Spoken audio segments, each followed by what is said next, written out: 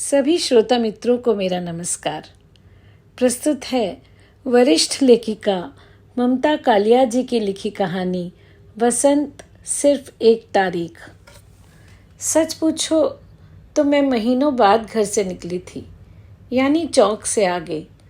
चौक तक के तो दिन में 10 चक्कर रोज लग ही जाते थे। बेसन से लेकर बोनविटा तक की खरीदारी मेरे ही जिम्मे थी। यहाँ तक कि अब मैं आंखें मूंद कर चलूं तब भी बता सकती हूँ कि यह मलाई वाली का चबूतरा है, यह गुलाब का चाट ठेला है, यहाँ पर एक पागल आदमी बैठता है और यहाँ होम्योपैथिक डॉक्टर की उजाड़ दुकान है। यहाँ गर्म इमरती हर वक्त छनती है और यहाँ भांग की गोली मिलती है। आगे पुराना बजाजा है, उससे आगे टोकरियाँ बिकती हैं। नीम के नीचे मिर्च मसाले और उससे आगे धागे मिलते हैं। ठहरिए, बीच में कील वाले की दुकान तो छूट ही गई। यहाँ चौक से संगम जाने के लिए रिक्शे सस्ते मिलते हैं और दातुने भी। यहीं से एक तरफ सब्जी बाजार शुरू होता है और दूसरी तरफ मिठाई बाजार। लेकिन यूं ठीक से तैयार होकर मैं महीनों बाद निकली थी। मैंने सोचा था लोग मुझे देखकर सवालों का तांता लगा देंगे। कहाँ जा रही हो? कैसे निकलना हुआ? खैरियत तो है? वगैरह वगैरह। लेकिन बिजली घर तक पहुँचते पहुँचते मैंने पाया लोगों को फुर्सत नहीं है। लोग बेतहाशा भागे जा रहे हैं, साइकिलों पर, स्कूटरों पर, रिक्शों में। ना वे आपस में बोल रहे हैं, ना इधर उधर देख रहे हैं, बस भागे जा रहे हैं। उनके ठीक सिर के ऊपर नीले आसमान में एक गुनगुना बादल ठुमक रहा है, लेकिन वे भागे जा रहे हैं। सड़क के उस पार एक बारजे पर एक बेहद प्यारी बच्ची लाल मफलर बांधे खड़ी हंस रही है, लेकिन सब भाग रहे हैं। ये बसंत के दिन थे, ऋतुराज का महीना। जगह जगह गुलाबी, पीले, नीले फूल सिर उठाकर खिलखिला रहे थे। सड़क के किनारे की पटरियों की दरारों तक में घास फूट आई थी। लोग अभी भी भाग रहे थे। मैं डर गई, कहीं शहर ही खाली होने तो नहीं जा रहा। क्या कोई महामारी फैलने वाली है या भूचाल आने वाला है? मैंने घबरा कर रिक्शे वाले से पूछा, भाई तुम्हें पता है ये सारे लोग कहाँ जा रहे हैं? जा रहे होंगे काम से। मुझे तसल्ली नहीं हुई। फुहारे के पास मैंने मूंगफली वाले से फुटकर लेते हुए पूछा, आज कोई खास बात है क्या? ये इतने सारे लोग कहाँ जा रहे हैं? 10 बजा है, ऑफिस जा रहे हुए हैं। उसने मेरी तरफ हैरानी से देखा।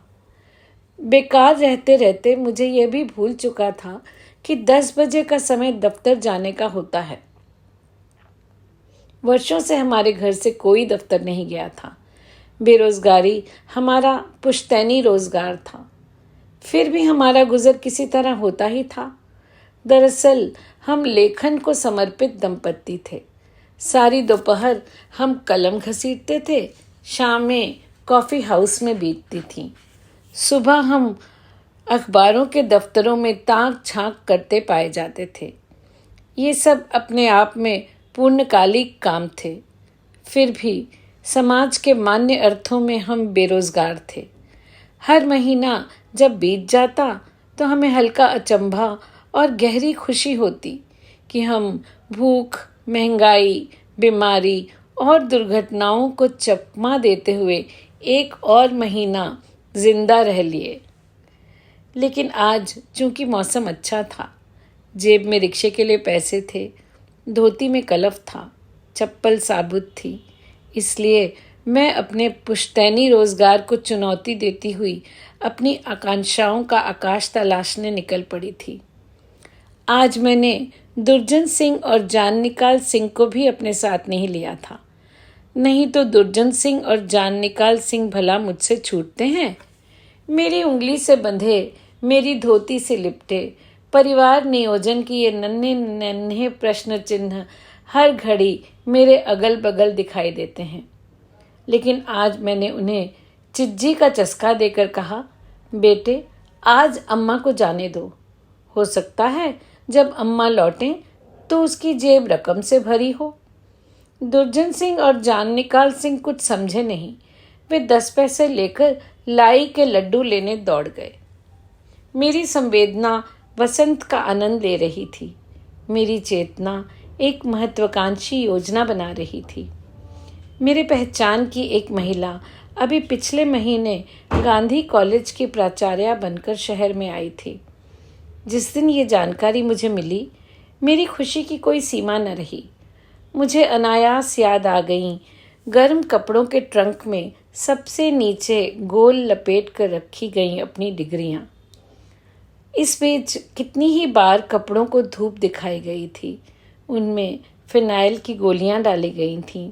कपड़े धुलवाए गए थे, जमाए गए थे, उठाए गए थे, यहाँ तक कि ट्रंक पर रोगन भी करवाया गया था। लेकिन वे 2 कागज़ मेरी जड़ता के टेलीस्कोप बने वैसे ही पड़े रहे। इस महिला से जब मेरी पहचान हुई, ये प्राचार्या नहीं थी, मेरी प्राध्यापिका थी।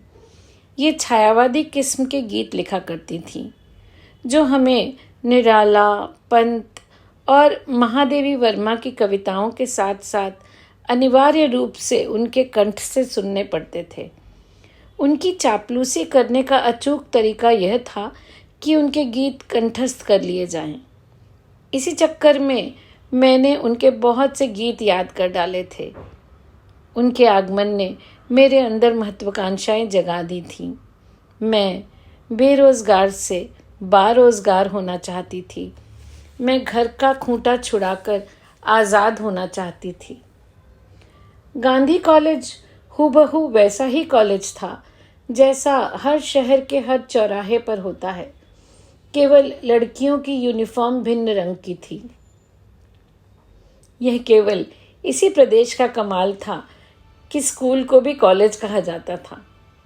उसी तरह की प्राचार्या बनी श्रीमती शांता सक्सेना इस वक्त उसी तरह की एक टीचर से शाब्दिक हिंसा कर रही थी, जिस तरह युगों युगों से प्राचार्याएं टीचरों से करती आ रही हैं। गांधी कॉलेज में दीवारों के अलावा कुछ भी गांधीवादी नहीं था। मेरे बैठने का उनके तापमान पर कोई असर नहीं हुआ। टीचर को पूरी तरह रुआंसा बनाकर वह मेरी ओर एक निहायत रूखे अंदाज में मुखातिब हुई। मैंने जल्दी से कहा, मैं आपकी भूतपूर्व छात्रा चंदा चौधरी। कुछ याद आया? उनकी त्योरियां घटी लेकिन मिटी नहीं। कहाँ? अच्छा, बरेली में? नहीं, रायबरेली में, मैंने कहा और हंस पड़ी। वे नहीं हंसी। वे हंस नहीं पाई। वे शायद अब हंसती नहीं थी। ओह, बड़ी पुरानी बात हुई यह। कहो, क्या काम है? काम तो कुछ नहीं मिसेस सक्सेना, आपका लिखा एक गीत याद आ गया तो मिलने चली आई।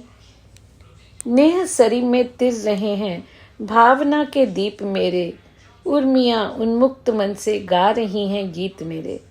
स्मृति के गोदाम में से मैंने बड़ी मुश्किल से एक कबाड़ ढूंढ कर निकाला था। उन्होंने हैरानी से सुना जैसे ये किसी और की कविता हो, और सिर हिलाया। अच्छी है, अब ऐसी चीज़ें कहाँ लिखी जाती हैं। अब तो गद्य, पद्य, नाटक, फिल्में सब में घूम फिर कर बस सेक्स वैक्स ही होता है। मैंने प्रतिवाद करने के बजाय विषयांतर उचित समझा। मैंने बताया मैं उनकी कितनी प्रिय छात्रा थी। मुझे उनके कितने गीत अब तक याद हैं और उनके मार्गदर्शन में काम करना कितना अच्छा लगेगा मुझे। खुश होकर उन्होंने मेज़ की दराज खोलने की कोशिश की। असफल होकर उन्होंने घंटी बजाई। एक मरियल सी दाई ने आकर फौरन दराज खोल दी। तभी लड़कियों का एक झुंड आया। उनमें से एक लड़की ने आगे बढ़कर कहा, गुरुजी, हम पानी पीने बाहर जा सकते हैं? कॉलेज के नल बंद हो गए हैं। नल बंद हो गए हैं तो मैं क्या करूं? प्यासी बैठो। तुम लोगों को तो बाहर जाने का बहाना चाहिए। लड़कियां होठों पर जीभ फिराती वहां से हट गईं। मिसेस सक्सेना ने दांत पीसे। उफ, ये लड़कियां कॉलेज आती ही क्यों हैं? कभी इनकी किताब घर पर रह जाती है, कभी इनके पेट में दर्द उठाता है, कभी प्यास लगाती है, कभी इनकी माँ की तबीयत खराब हो जाती है। इसलिए तुमने देखा चंदा, मैंने बड़ा फाटक बंद करवाया हुआ है। तब भी तो सुनती नहीं, फलांगने की कोशिश करती हैं। कितनी बार मैंने लड़कियों को खुद पकड़ा है अपने हाथ से। उन्होंने अपना गदगदा हाथ टेबल पर पूरा पसार दिया। गेट पर एक दाई हाथ में लचीली सी नीम की टहनी लिए हुए बैठी थी। आसपास मंडराती लड़कियों को ऐसे भगा रही थी जैसे कौवे भगा रही हो। मैंने देखा, इस कमरे में जो भी आता उसकी शक्ल पर मुर्दनी छा जाती। अध्यापिकाएं पास रखी टेबल से चौड़े चौड़े उपस्थिति रजिस्टर उठाकर कमरे से बाहर क्लासों में जा रही थीं। उनके चेहरों पर मौसम का कोई रंग नहीं था। उनकी शक्लों पर बेहिसाब सुस्ती थी। चपल, चंचल, ताज़ा दिमाग बच्चों पर इनकी भंगिमा का क्या असर पड़ता होगा, यह पता लगाना मुश्किल न था। खिड़की के पीछे पीपल पागल सा पत्ते गिरा रहा था। अंदर भूरे रंग की कीमती साड़ी में श्रीमती शांता सक्सेना प्रशासन में मगन थी। उन्हें इस बात की कोई खबर नहीं थी कि पुनप्पा रोड आजकल कितनी खूबसूरत हो गई है। रमन रोड रात में रजनीगंधा और रातरानी की मिली-जुली गंध से मतवाली हो जाती है। यूनिवर्सिटी की लड़कियों ने स्वेटर उतार फेंके हैं और मेहंदी हसन आजकल हिंदुस्तान आया हुआ है। वे जोर से फ़ोन पर चिल्ला रही थी। हेलो, सीमेंट क्यों नहीं भेजा? क्या कहा? 29 तारीख? नहीं नहीं, बहुत लेट हो जाएगा। वर्ष और वित्त वर्ष की टक्कर में वसंत हार गया था। घंटी बजने पर एक बार फिर कुछ चहल पहल पैदा हुई। कुछ अध्यापिकाएं आईं, कुछ गईं। एक अध्यापिका टेबल के पास चुपचाप आकर खड़ी हो गई। क्या है? श्रीमती सक्सेना ने उसकी ओर देखा। दीदी, मेरी वह एप्लीकेशन आपने देखी होगी। हाँ, बताया तो तुम्हें, कल ही कहा था ना, छुट्टी नहीं मिल सकती। टेम्परेरी प्राइमरी टीचर को हम कैजुअल के सिवाय और कोई छुट्टी नहीं देते। आपकी बात सही है दीदी, लेकिन डॉक्टर ने हमें अब आने को मना किया है। अध्यापिका गर्भावस्था के अंतिम चरण में थी। तो मैं क्या करूं? पहले नहीं सोचा था। अध्यापिका इतनी पीली, दुर्बल, निरीह और कातर लग रही थी कि मुझे लगा घबराहट में इसका प्रसव यहीं इसी वक्त न हो जाए। श्रीमती सक्सेना ने एक बहुत बड़ा भारी भरकम रजिस्टर अपने सामने खोल कर रखा और हिसाब मिलाने लगी। तभी एक पृष्ठ पर वे चील की तरह झपटी। ये 2.70 रुपए का हिसाब क्यों नहीं मिल रहा? फीस बाबू को बुलाओ। ए रमपतिया, फीस बाबू कहाँ है? अध्यापिका ने हताश स्वर में कहा। दीदी, फिर आप ही बताइए, हम क्या करें? इस्तीफा दे दो, तुम्हारी भी मुश्किल दूर हो जाएगी, हमारी भी। ठीक है ना भाई, हम तो साफ बात करते हैं। अब मार्च के महीने में लड़कियों की पढ़ाई कैसे हज कराएंगे? यही तो कोर्स ख़त्म करने के दिन हैं। फिर इम्तिहान का काम सिर पर है। तुम्हारे बस का नहीं है अब पढ़ाना वढ़ाना। और इस वक्त यहाँ हो, क्या कोई क्लास नहीं है? दीदी, आपसे ज़रूरी बात करनी थी, इसलिए 5 मिनट रुक गए। बस यही तो है, आधा पौना काम करती हो और छुट्टी मांगने में सबसे आगे। ऐसी हरकतों से परमानेंट भी कैसे होगी? आराम से घर बैठकर बच्चे पैदा करो। अरे, काम करने के लिए डेडिकेशन चाहिए। आज की पीढ़ी में तो यह है ही नहीं। अध्यापिका मुंह लटकाए धीमे कदमों से सामने से हट गई। उसका चेहरा बेहद निराश और मृत लग रहा था। उसकी आंखों में कुछ ऐसी व्यग्रता थी जैसे प्राण निकलने से पहले चिड़िया की आंखों में होती है। बैठे बैठे मेरी कमर अकड़ गई थी। बीच में प्यास भी लगी थी, पर नल बंद होने की बात मुझे याद थी। मैंने बैठने का उपक्रम किया। श्रीमती सक्सेना ने कहा, अरे चंदा, तुम्हारी नौकरी का इंतज़ाम तो मैंने कर ही लिया है, संपर्क बनाए रखना।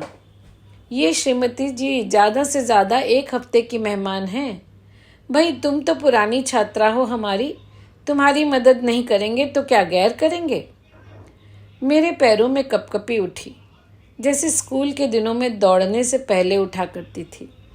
दिमाग में कोई दमामा बजा रहा था। शायद मैं उनके कमरे से शालीनतापूर्वक उठी थी, शायद मैं फाटक से बाहर आ गई थी, शायद मैं लड़खड़ाई नहीं थी। तभी तो इस वक्त मैं रिक्शे में बैठी थी। अगल बगल के फुटपाथों पर नगर महापालिका द्वारा लगाए गए नीले पीले गुलाबी फूल उसी तरह इतरा रहे थे, पर मैं उधर नहीं देख रही थी। मेरे अंदर एक बसंत अभी अभी झुलस कर मर गया था। तो दोस्तों, ये थी कहानी जिंदगी की भीड़ भाड़ में बसंत सिर्फ 1 तारीख। पसंद आई हो तो ज़रूर लाइक कीजिएगा। धन्यवाद।